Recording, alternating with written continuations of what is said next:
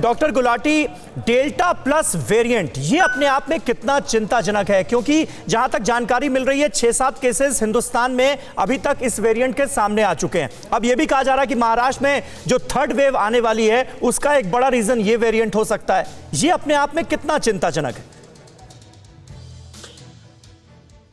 Sameer, I think इसमें हमें concern होना जरूरी है, और उसका रीजन ये है कि जो डेल्टा वेरिएंट बिना डेल्टा प्लस वेरिएंट का भी अगर हम देखें तो वैक्सीनेशन का सक्सेस बहुत रिसेंटली अभी पब्लिश हुआ है कि जो 96% जो कि फाइजर और 92% एस्ट्राजेनेका का वैक्सीन इफेक्टिव होता है, वो डेल्टा वेरिएंट में अबाउट 88% और 60% है। तो अगर एस्ट्राजेनेका का वायरस वैक्सीन मान के चले तो वो 90 की जगह 60% सक्सेसफुल है, और डेल्टा प्लस वेरिएंट का भी हमको डेटा नहीं पता।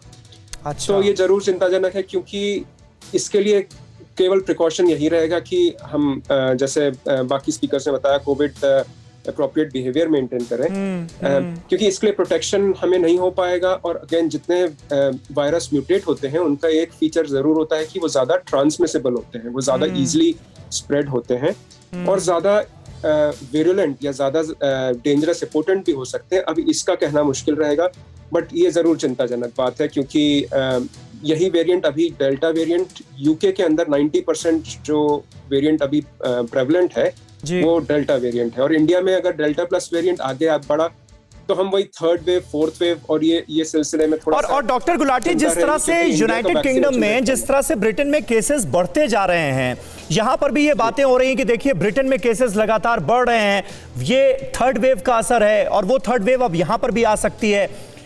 क्या ये वहां पर पुख्ता तौर पर मान लिया गया है कि ये थर्ड वेव का असर है, जिस तरह से अब ब्रिटेन में हम देख रहे हैं फिर तेजी से संक्रमण जो है वो बढ़ता जा रहा है?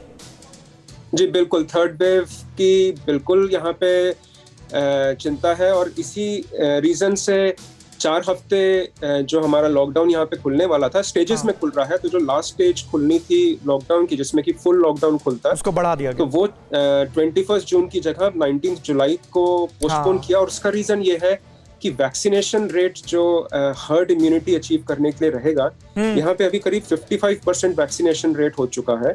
वो 55% से इंक्रीज करके अगर 60 to 70% हो जाता है, तो जैसे अभी स्पीकर्स ने बोला कि हर्ड इम्यूनिटी रीच होने के चांसेस हैं, जिससे कि नंबर ऑफ हॉस्पिटलाइजेशन जो है वो कम हो पाएगा। जबकि इंडिया का अभी वैक्सीनेशन रेट 4% है, चाइना का करीब 15% है। तो ये थोड़ा सा ये इशू चलेगा, क्योंकि थर्ड वेव की स्टार्टिंग हो चुकी है यहाँ पे, बट उसको कम करने के लिए यहाँ पे वैक्सीनेशन को पुश किया जा रहा है, जिससे कि जब हॉस्पिटलाइजेशन हो थर्ड वेव में तो वो हॉस्पिटलाइजेशन कम हो, जो कि जैसे इंडिया में अभी काफी चिंताजनक रहा, तो उतना इफेक्ट नहीं हो पॉपुलेशन में, उसमें कंट्रोल हो जाए इफेक्ट। तो थर्ड वेव तो आएगी, बट उसका इफेक्ट कंट्रोल हो जाए। बिल्कुल, यहाँ पर भी वैक्सीनेशन प्रोसेस को स्पीडी करने की हर मुमकिन कोशिश की जा रही है। डॉक्टर आचार्य हमारे साथ मौजूद हैं। डॉक्टर आचार्य, ऐसे में देखिए सवाल जहन में यही आता है कि डेल्टा प्लस जो वेरिएंट है, इसको लेकर बहुत सारी रिसर्च अभी होनी बाकी है, बहुत सारी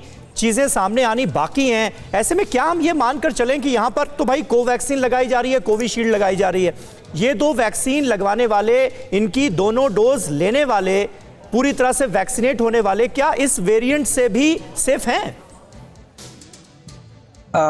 टेक्निकली देखिए, कोई भी वैक्सीन की बात करें आप, इससे पहले भी यदि ये वेरिएंट की बात ना करें हम डेल्टा की, तो उसके पहले भी जो कंपनीज थी उन्होंने बोला था कि भाई इनका जो रेट है, जो सक्सेस रेट है या जिसको एफिकेसी रेट बोलते हैं, वो नया 70%, 80% तक इसका जो है एफिकेसी रेट है। तो वहाँ भी उनने अश्योर नहीं किया था और ये बात नहीं बोली थी कि आप फुल्ली प्रोटेक्टेड हैं। बेसिकली जो हमेशा कहता हूँ कि वैक्सीन एक हेलमेट की तरह होती है, आप पहनिए, ड्राइव करिए, सेफ्टी रहेगी आपके पास में, लेकिन पूरा डिपेंड करता है आपकी ड्राइविंग के ऊपर में, आप कैसा ड्राइव करते हैं। आप गड़बड़ ड्राइव करेंगे तो हाथ पैर तोड़ा सकते हैं, और गड़बड़ करेंगे तो हो सकता है हेलमेट भी काम ना आए आपको। तो वैक्सीन जब आपके पास लग चुकी है, आपको फिर भी सारे प्रोटोकॉल्स को फॉलो करने हैं। वायरस अपने आप म्यूटेट होता रहेगा, हो सकता है नए स्ट्रेन्स भी आ जाएं, इतना म्यूटेशन हो कि उसका रूप ही पूरी तरह से बदल जाए। तो जब स्ट्रेन्स बनेंगे तो और घातक हो सकता है। तो हमें इस बात को लेकर चिंता रखनी पड़ेगी और हमें बिल्कुल अटमोस्ट केयर करनी पड़ेगी। जो लापरवाही और जो विजुअल्स हम देख रहे हैं शिमला से, हिल स्टेशन से, तमाम जगहों से, बहुत बहुत पेनफुल हैं और बहुत खतरनाक है ये। और बिल्कुल। दूसरी चीज ये है कि वैक्सीनेशन ड्राइव को सरकार को बहुत रफ्तार से बढ़ानी पड़ेगी। हाँ। जो हमेशा कहता हूँ, वैक्सीनेशन प्रोग्राम वो जो होता है वो इम्पैक्ट करता है, नॉट जस्ट वैक्सीन। तो पूरा प्रोग्राम एक साथ चलेगा और जो हर्ड इम्यूनिटी आपको अचीव करनी है तो वो एक रैपिड वैक्सीनेशन प्रोग्राम से ही पॉसिबल है। और लोगों का पर्टिकुलरली बिहेवियर जो घर से बाहर निकलने के बाद में जो बिहेवियर होता है वो बहुत बिल्कुल important बिल्कुल, ये दोनों ही चीजें बहुत ज्यादा अहम हैं। बिल्कुल सही बात आपने डॉक्टर आचार्य कही। अड़ी सोमवार से शुक्रवार शाम 6 बजे सिर्फ TV9 भारतवर्ष पर।